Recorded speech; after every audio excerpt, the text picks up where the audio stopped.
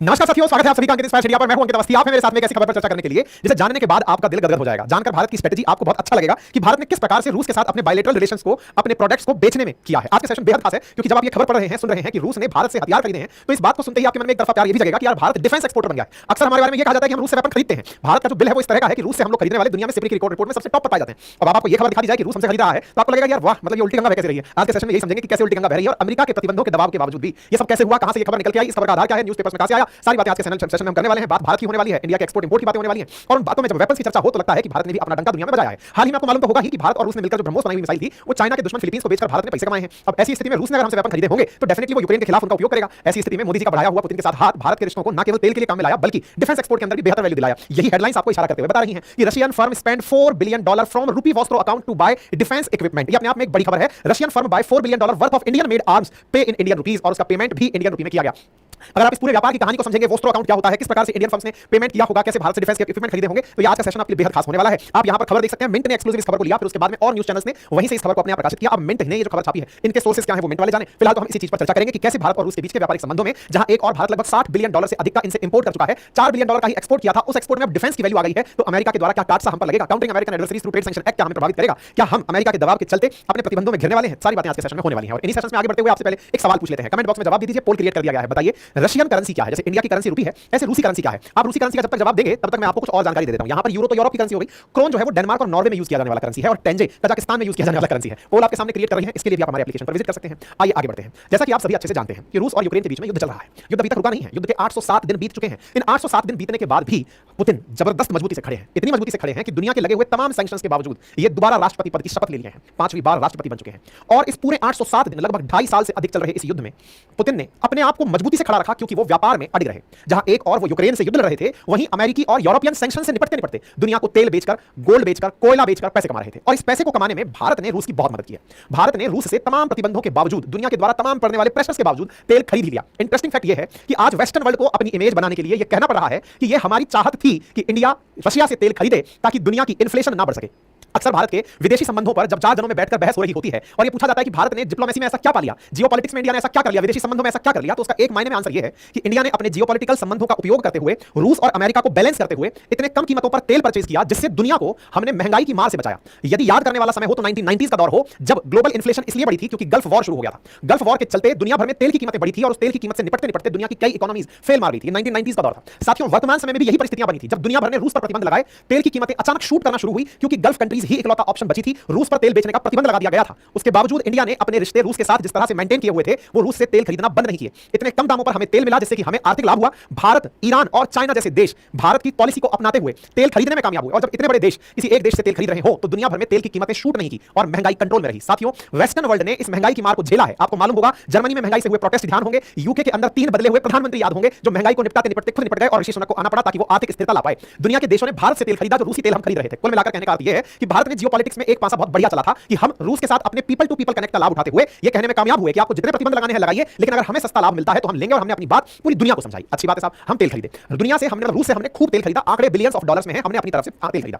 अब साहब बड़ा सवाल ये था कि हमने तेल तो खरीद लिया, लेकिन अब तेल का पेमेंट कैसे करें। भाई ऑब्वियस बात है कि दुनिया भर में अंतरराष्ट्रीय स्तर पर दुनिया के देश एक देश से दूसरे देश को जब पेमेंट करते हैं तो वो स्विफ्ट बैंकिंग है, एक इंटरनेशनल बैंकिंग सिस्टम है। जैसे अपन इंडिया में किसी बैंक से किसी बैंक को ट्रांजैक्शन करते हैं तो भारत में आरबीआई रेगुलेट करती है। दुनिया भर के देशों ने आपस में एक दूसरे को पैसा भेजने के लिए एक सिस्टम बनाया हुआ है जिसे SWIFT स्विफ्ट सिस्टम के नाम से जाना जाता है।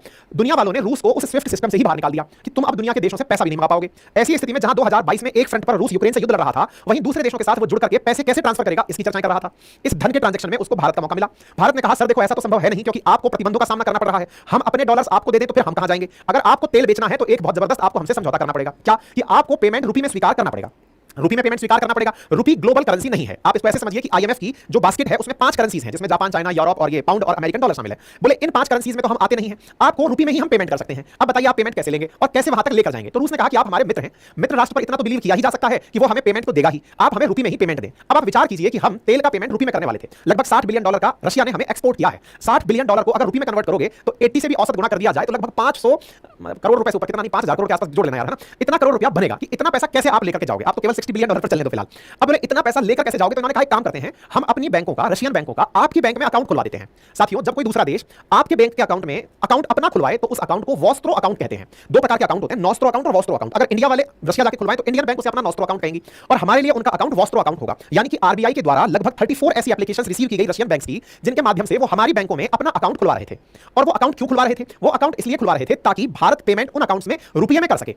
रुपया हमारे पास है, हम अपना खुद का छापते हैं, हम अपना रुपया उसमें ट्रांसफर कर दें और वो उस अकाउंट में पैसे को अपनी सुरक्षा के हिसाब से रखते रहें, और उन्हें जरूरी पड़े तो वो हमारे ट्रेजरी बिल्स खरीदकर उस पैसे को और भी बड़ा बना सकते हैं, उनकी मर्जी है। बस डेट में उसको खर्च नहीं कर सकते, वो हमारे ट्रेजरी बिल्स में पैसा खर्च कर सकते थे। ठीक है साहब। तो रशिया वाली बैंक्स ने इंडिया के वॉस्त्रो अकाउंट्स में खूब सारा पैसा रुपये में धरवाया। ये खबर जैसे मैं अक्टूबर की आपको दिखा रहा हूं, Russian exporters holding $8 billion in Indian vostro account, और ये हमने इनको बढ़िया तरीके से अपने ही अकाउंट्स में पैसा रखवा दिया। अब इंटरेस्टिंग बात देखो, भारत ने तेल खरीदा, तेल से अपनी इकोनॉमी को बढ़िया चलाया, रिफाइन करके दुनिया को बेच करके भी डॉलर कमाया, और इनका पेमेंट रुपए में ही करके अपनी ही बैंकों में होल्ड करके रख लिया। यानी इंडिया ने ये जो 300 मतलब ये जो लगभग 800 दिनों का कालखंड है ना, ये बेहतरीन जिया है इस युद्ध के दौर में। मतलब इस पूरे दौर में इंडिया अपनी महंगाई को 4 से 6% के बीच में मेंटेन करने में कामयाब रहा। दुनिया में जहां महंगाई की इतनी जबरदस्त मार है कि पाकिस्तान में 22% के हिसाब से महंगाई दर बढ़ रही है। 800 रुपए किलो पाकिस्तानी रुपये किलो में आटा बिक रहा है। अगर भारत के रुपए में भी बात करें तो उनका 250 रुपए किलो आटा बिक रहा है इंडियन करेंसी में पाकिस्तान में। वहां भारत 4% से 6% के बीच में महंगाई दर को मेंटेन करने में कामयाब रहा।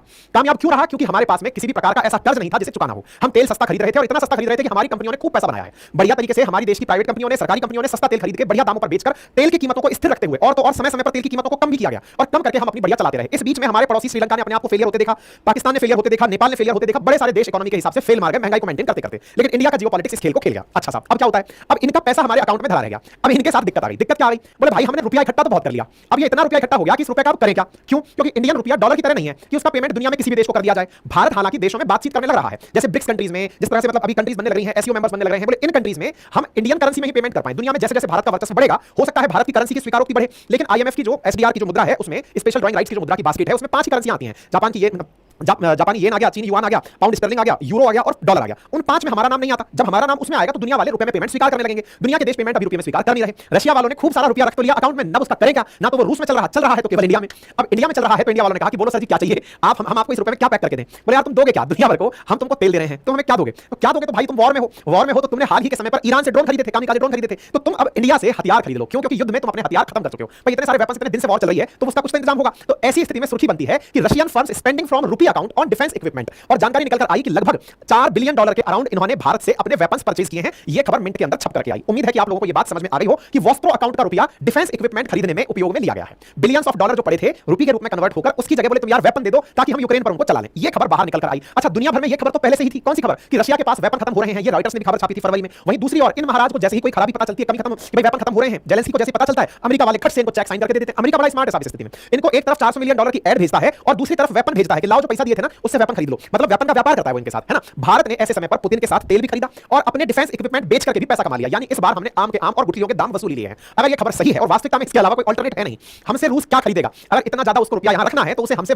या तो वेपन खरीदने होंगे या फिर कारखानों के लिए मशीनरी खरीदनी होगी। कुछ ना कुछ तो उसको अल्टीमेटली हमसे खरीदना ही पड़ेगा। ये पहली बार है कि इंडिया एक ऐसी स्थिति में है कि अब हर तरह से भारत को ही फायदा हो रहा है। ठीक है, अब सवाल आता है अमेरिका का। अमेरिका इस बात पर क्या सोचेगा? देखो, अमेरिका एक तरफ इजराइल यूक्रेन को अपनी तरफ से एम्यूनेशन दे रहा है, पैसे दे रहा है, लेकिन अमेरिका अपने आप को यह भी दिखाना चाहता है कि दुनिया में जो होता है वो मेरी मर्जी से होता है। अगर आपको विश्वास ना हो तो इनके एम्बेसडर हैं एरिक गारसेटी, वो इंडिया में ही है। उनसे हाल ही में किसी ने इंटरव्यू में पूछ लिया कि सर इंडिया ने ये सब इतना अच्छे से मैनेज कर लिया कैसे? तो गारसेटी बोलते हैं कि भैया ये केवल हमारे कारण हुआ। हम चाहते थे कि दुनिया में महंगाई नियंत्रित रहे। भारत अपने पीपल टू पीपल कनेक्ट के चलते, जो रूस के साथ उसका प्यार है, उसके चलते सस्ते में तेल खरीदने में कामयाब हो ताकि दुनिया में महंगाई नियंत्रित रहे। क्योंकि अल्टीमेटली लड़ाई क्रेडिट की है। इंडिया ने प्रॉपर तरीके से तेल खरीद के जहां अपनी महंगाई को नियंत्रित रखा, वहां गारसेटी कहते हुए खुश हो रहे हैं कि ये अमेरिका चाहता था इसलिए ऐसा हुआ। भारत ने अपनी तरफ से पहले ही क्लियर करके रखा है कि देखिए आपको क्रेडिट लेना है लीजिए, लेकिन अगर दुनिया में महंगाई नियंत्रित रखने में अगर किसी का कंट्रीब्यूशन काउंट होगा तो वो इंडिया का होगा। क्योंकि इंडिया ने रूस से तेल खरीदकर दुनिया की महंगाई को नियंत्रित किया था। क्योंकि $60 प्रति बैरल से भी कम दाम पर हमको तेल मिला, जिसकी वजह से हमने खूब सारा तेल खरीद के सस्ते दामों पर तेल बेचा और दुनिया की महंगाई को नियंत्रित किया। हमारे पीछे पीछे चाइना और फिर ईरान चले आए, जो कि रूस के साथ मिलकर व्यापार करने निकले। तो भारत अपने आप में इस बात का क्रेडिट लेते पीछे नहीं हट सकता। बाकी आपको ये खबर कैसी लगी कमेंट बॉक्स में जरूर